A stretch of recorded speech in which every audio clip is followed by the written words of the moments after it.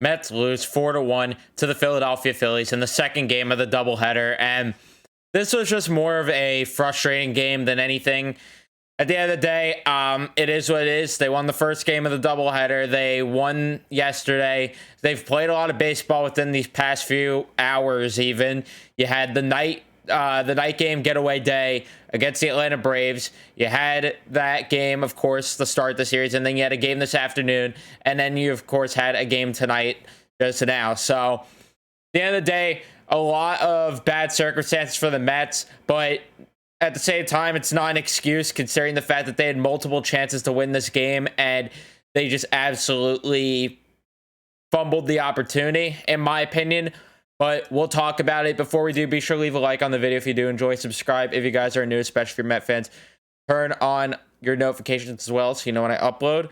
Remember, we are brought to you by Manscaped. They're the best in men's below-the-waist grooming. They got precision engineered tools for your family jewels. The men's ultimate hygiene bundle includes everything that you need, including the Lawnmower 4.0, including the deodorant, the wipes. They have everything there.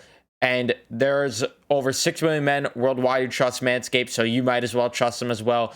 Start by using the code Python to get 20% off and free shipping at manscaped.com. Link is in the description, as well as check out TickPick. If you're looking to get to a game anytime soon, TickPick is the way to go because the price that you see that you're going to pay for the ticket, that's how much you actually pay. There's no fees with TickPick, so instead of spending $5 on tickets with $10 fees, $5 tickets, and that's it. And then go to the game, save some money. Let's talk about this game, though. Very unfortunate. So, Bailey Falter going up against Peterson. And this is the game that went for a while. I was talking that this might be the only game they win. So, funny enough that this is the game that they lose, right? But if the reverse happens of everything, that means we're due for a win tomorrow. So, I'd be very happy about that. But Brandon Nimmo grounds out, and then Marte gets hit by a pitch. And for whatever reason, I'm trying to understand it still to this moment. He opts to try and steal second. And why are you running on JT Realmuto, number one? Number two, the game just started. I don't understand the point of stealing a bag in that spot regardless. So he tries stealing, and he gets gunned out. Lindor then gets a single. You get back-to-back walks from Alonso and Ruff. And then there was a wild pitch that ended up scoring a run there, and that made things 1-0. And then Jeff McNeil got out there, but I wonder what things could have maybe been that inning had Marte not been gunned out, and you're in a scenario where you got the bases loaded, 1 out versus having the bases loaded, 2 outs. I really wonder what could have played out maybe in that scenario. Maybe it's a bit different, but who knows? At the end of the day, again, that's just one scenario because we're going to talk about a couple. There's a couple ways that the Mets could have won this game. Woulda, coulda, shoulda, I know, but it's just aggravating at the end of the day. I can't be too mad because Peterson was not looking too sharp. Lets up a leadoff double to Kyle Schwarber. And then Real Muto, two batters later, drives him in with an RBI single. Need water for whatever reason. But JT Real Muto drives him in with an RBI single to tie things at 1 early. And Peterson just didn't really have his best stuff. He was hanging that slider quite a bit. And whenever he was throwing a strike, it was right down the middle of the plate for the most part. So it was pretty ugly stuff. Second inning, both sides go down in order for the Mets and the Phillies. Third inning, Mets go down in order. Bottom of the third, Maton gets a single. Schwarber then walks. You get 2 on, no out. Rhys Hoskins strikes out. And then Alec Boehm gets an RBI double.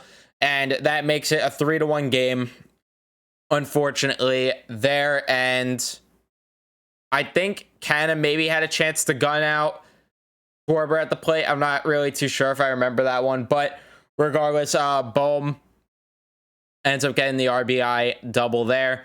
3-1 game, and then Peterson gets back-to-back outs. Fourth inning, Mets go down in order, and then bottom of the fourth, back-to-back singles to start things, no outs, and thankfully, not much else happened. Thankfully, Peterson got out of the jam. Sack bunt from Sosa helped things get going, and then back-to-back outs there. Not a lot of strikeouts, though, unfortunately. Top of the fifth, Mark Canha leads things off with a single, and the Mets don't do much about it. Brandon Nimmo got hit by a pitch. That was really about it. Bottom of the fifth, Rhys Hoskins gets a double. Then Peterson gets back-to-back strikeouts. Castellanos with a single. Segura walks, so you get the bases loaded, 2 outs, and that forced Nagosek to come into this game, unfortunately, which never really the best. But he strikes out Matt Vierling, which was nice to see. But was it did I skip over? No, I don't think I skipped over one of the things I wanted to talk about yet. But all right, yeah, here we go. So it's 6th inning. This is what happened. Mets go down in order, but Sosa and Maton are out. And then this is what aggravates me the most. So Schwarber strikes out, but he ends up reaching base because of a pass ball. I know the Mets had a scenario later and they didn't capitalize on it, but I've never understood that rule to begin with. Why on a pass ball, even if they strike out, why they still get the chance? I don't know. I still think that's just stupid to this day. But regardless, Schwarber, you thought you had the final out there. Unfortunately, no. And then things got a little shaky. Rhys Hoskins then walked, and then you had an error that got Bohm on because Beatty just could not field the ball, and you thought this was going to be a disaster inning, but thankfully Nagosek got out of it. And then Alvarado came in for Falter. So yes, you heard that correct. The Mets scored a total of 1 run off of Bailey Falter. Woohoo. Mets go down in order again. I know, not surprising. The theme, isn't it? Bottom of the 7th, Nagosek gets the first out on Castellanos and then allows a single to Segura. Buck wastes no time, brings in Rob. I still can't with his last name. No, I'm not even gonna try. Brings in the guy that has not pitched since 2018 with the Cubs. Desterney? Sure, we'll go with it. Gets back-to-back outs. No big deal there. 8th inning. Robertson comes in for the 6-out save, and the Mets actually kind of got to him a bit. I mean, James McCann ended up popping out, just stupid, right to Robertson. Nimmo then walked, and Marte struck out. Lindor popped out, but this is not where I'm talking about, where they really got to him, kind of. Maton then struck out. Schwarber then with a triple. Poor fielding play by Mark Canha out there. Didn't have a good read on the ball, and then Lindor just not paying attention at all, and letting Schwarber just lollygag over the third. Not happy there. Stubbs pitch ran for him. Michael Givens then came in, my favorite, right? And then not first pitch, but doesn't take long for him to allow an RBI single to Rhys Hoskins, and that made things 4-1. And thankfully, the Mets don't have any other damage done to them. And then 9th inning, Alonso pops out, Ruff strikes out, which I'm trying to understand still why Vogelbach was not up for Darren Ruff there. I know Darren Ruff almost crushed one there, but it went foul. Mark Canha had that same scenario earlier, so there's another few things where you had balls that were just foul that easily could have gone the other way, but again, it doesn't matter at the end of the day. Jeff McNeil then with a double. Mark Canha with a walk. And Jeff McNeil on that double, I think that I'm not happy with the way Jeff McNeil ran that out. I think that he should have tried to leg that out for a triple, especially with the way Castellanos kind of played that ball there in the corner and it went off the wall. And again, you get a triple there. Maybe it's a different scenario because Brett Beatty grounds out right to third, and there's the force out at third. So not much that could have been done if it was a different scenario where you're forcing Alec Bohm to throw the baseball from third base to getting out. God only knows what he does there, and the game might still be going on right now for all we know. But regardless, it does not matter. The Mets lost. The Phillies just played a better game, and it is what it is. You can't win them all. David Peterson, 6 strikeouts, 4 2/3 innings pitched, 8 hits allowed, just absolutely awful. 3 earned runs, 2 walks. He was not good. He didn't have it. His slider was flat. It was the Great Plains. I don't know what else to say to you with that. David Peterson needed to be better. It's simple as that. Nagosek, I thought, was pretty good, actually. All things considered, allowed a hit, allowed a walk, but got 2 strikeouts, an inning and 2/3 of work. I'm very happy. Zastranzi, Zastran's knee, whatever. Sure, we'll go with it. In an inning of work, allowed 1 run, got a strikeout. Now, wasn't expecting much. The Mets kind of waved the white flag this game. It is what it is. And you didn't have a choice because of how much your bullpen has been used. And you guys save it for tomorrow, considering Jose Bateau is getting his major league debut, which we'll talk about later. Michael Givens allowed a hit, no earned runs or anything, but would have liked for him to not allow that hit. Granted, it wouldn't have mattered, but still. Nimmo went 0 for 2 with a walk. Not good.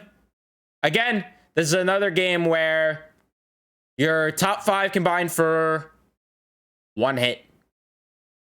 1. You see the problem when that happens? Good, because it is a problem. Marte, 0 for 3, 2 strikeouts. Lindor, 1 for 4. Thank you for showing up and actually hitting the baseball, because it was rare that any Met did that today. Alonso, going 0 for 3 with a walk. Ruff, going 0 for 3 with a walk and a strikeout. McNeil, thank you for actually getting a hit, going 1 for 4. Wish you would have liked that out for a triple, though. Struck out as well. Canna with a walk and a hit, going 1 for 3. Thank you for showing up. Beatty was a nightmare today, if we're being quite honest. Struck out. He looked poor in the field, except for one of those plays where which Met fans were raving about on Twitter, but at the same time, it's just a routine play at the end of the day. We're excited because it's Brett Beatty, but he has the patience there at third before throwing the ball over the first base there. So, yeah, we were all raving about it, but at the end of the day, I mean, it is a routine play. And then James McCann went 0 for 3 with a strikeout. What more did you expect there? So, yes, in total, the Mets had 3 hits. 3. And they had 2 against Bailey Falter. 2. You see the problem here. You see the problem. Meanwhile, the Phillies got 11 hits on the other side. Can't stress enough that you can't do anything when the top half of your lineup does nothing. Cannot stress it enough. I don't think that I'm breaking news. Like I say every time with that, I don't think I'm breaking news to anyone with that, but it is what it is. You can't.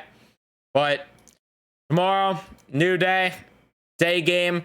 Speaking of day, and Jose Bateau, however you pronounce his name, Jose Bateau, I think his name is pronounced, gets his major league debut tomorrow against Kyle Gibson. Gonna be a weird, scary matchup. I'm not gonna lie. I was looking at his minor league numbers, and they're okay. I mean, in Double-A, he was okay. Didn't pitch much with Syracuse in Triple-A, so it's gonna be interesting to see how his debut goes, especially against this Phillies lineup. But hopefully go out there and win the series. And if the reverse of what I thought was going to happen is going to keep happening, that means we're going to win. So, yeah, I'll take that. And one thing that I did want to quickly mention, I'm hearing that apparently now that the Mets might push DeGrom back for that start against the Yankees on Tuesday. How about no? And how about you don't do that? Because why are we pushing DeGrom back to face him against those dangerous Colorado Rockies instead of the Yankees? I don't understand that logic if they go through with it. So hopefully that's not the case there. But we'll have to wait and see. And in terms of the standings right now, I think we're lucking out quite a bit here. I think that the Astros are... Oh, nope. Never mind. The Braves tied it. Well, thank you.